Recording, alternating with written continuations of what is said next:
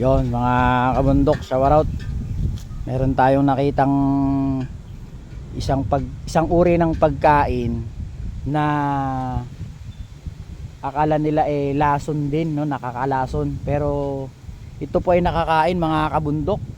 So ang tawag nila dito pipino, kaya lang maliliit to mga kabundok. Pipinong bundok. Yan. Yan oh. Pipino yan mga kabundok. Tingnan natin. Yan. Sa inyong lugar, ano ang tawag nyo dito mga kabundok? Comment down below kung ano ang tawag nyo dito. So nakakain to mga kabundok ha. Ayan o. Tingnan nyo. Pipitas tayo.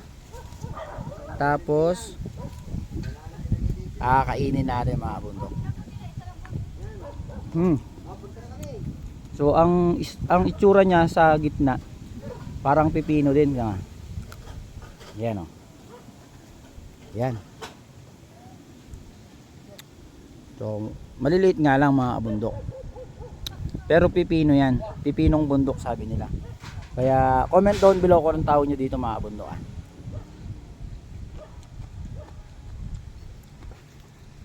Han, po tayo.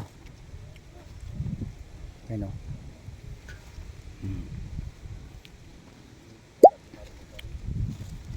Yan mga kabundok. So shower out. Comment down below kung anong tawag nyo dyan mga kabundok.